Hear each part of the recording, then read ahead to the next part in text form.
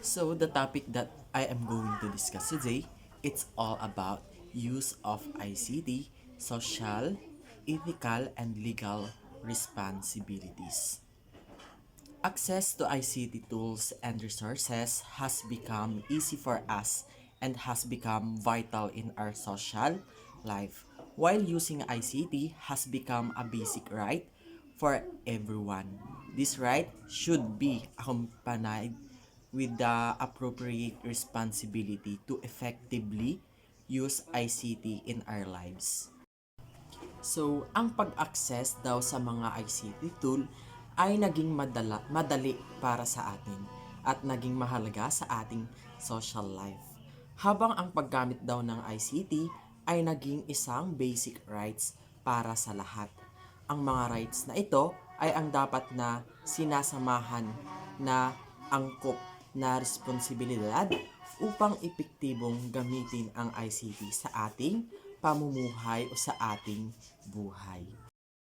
The proliferation of ICT is a blessing that holds the potential to make our lives simpler.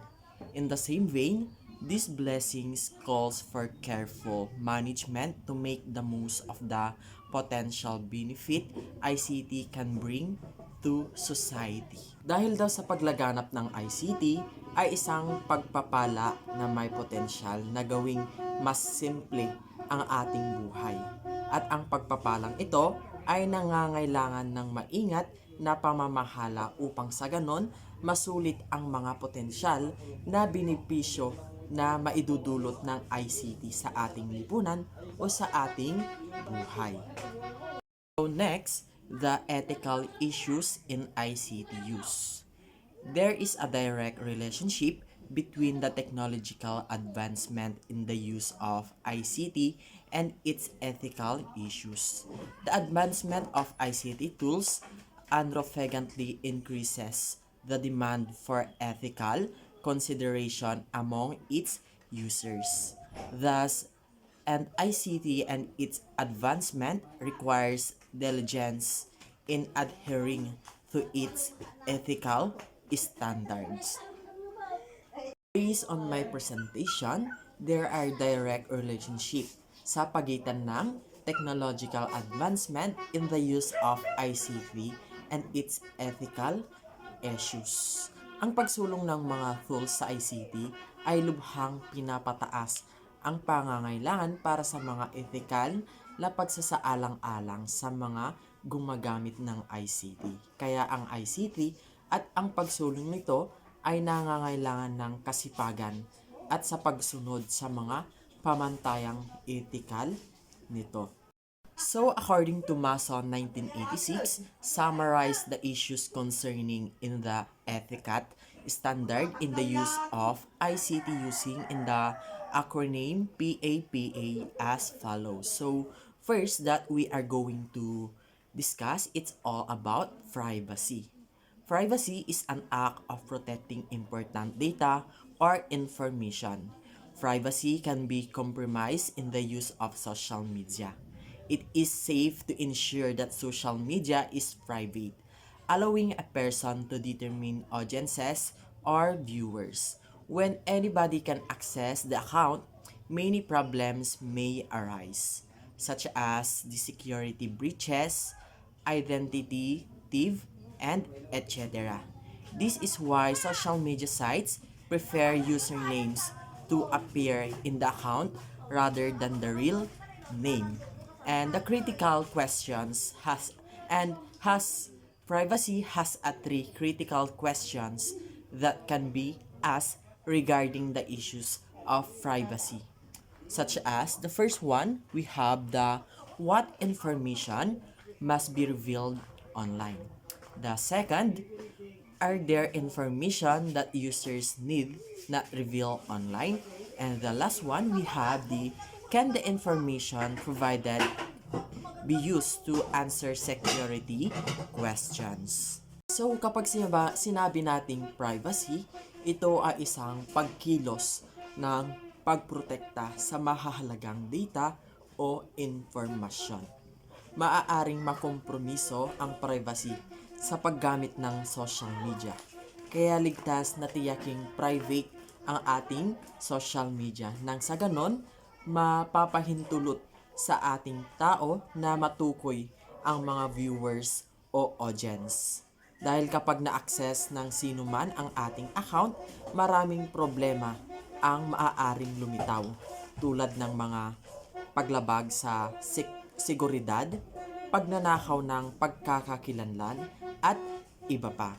Ito ang dahilan kung bakit ang iba ay mas gusto ng mga site ng social media ang mga username na lumabas sa account kaysa sa tunay na pangalan.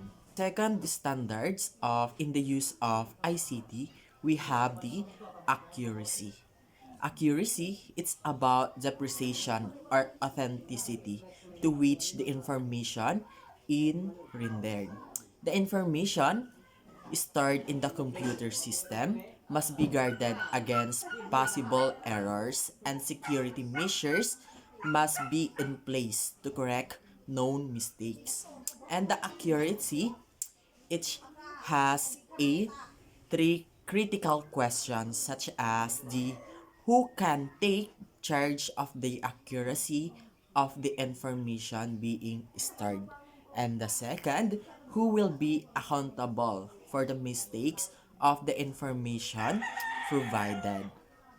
Kapag sinabi naman nating accuracy, ito ay tungkol sa pagiging tunay kung saan na-render ang impormasyon. Ang impormasyong nakaimbok sa sistema ng computer ay dapat na bantayan laban sa mga posibleng pagkakamali at kailangan may hakbang sa seguridad upang itama ang mga kilalang pagkakamali. The third standard of using ICT, we have the property. So when we say a property, it is the one of the most complex issues we faces as a society is the question of intellectual property rights. There are substantial economic and ethical concerns surrounding these rights. Concerns revolving around the special attributes of information itself and the means by which it is transmitted. And the property, it has a three critical questions such as the who is the true owner of the information being stored and reproduced. And the second one, we have the who owns the intellectual property rights. And the last one, we have the what information may be reproduced. Ay isa sa pinakamasalimuot na issue na kinakaharap natin bilang isa sa isang lipunan ay ang tanong ng mga karapatan sa intelektual na ari-arian. Mayroong malaking pang-ekonomiya at etikal na alalahanin na nakapalibot sa mga karapatang ito. Mga alalahanin na umiikot sa mga espesyal na katangian at ang impormasyon mismo at ang paraan kung saan ito ipinapadala. And the last standard of using ICT tools, we have the accessibility. So when we say the accessibility is the ability to obtain data, it could be also right or privilege processed by or granted to a person to access to protected information. So accessibility, it has also three critical questions such as the what is the extent of the right possessed or a privilege granted to a Pino to access information. And the second one, we have under what condition can a person can access any information. So last one, we have thus the recipient of a privilege or holders of a right need to know with being access. Panghuli, ang accessibility. Kapag sinabi nating accessibility, ito ay ang kakayahang makakuha ng data na maaari rin itong tama o may pribilehiyong taglay na ipinagkakaloob sa isang tao na ma-access ang protektadong impormasyon. Yan lamang po ang report ko.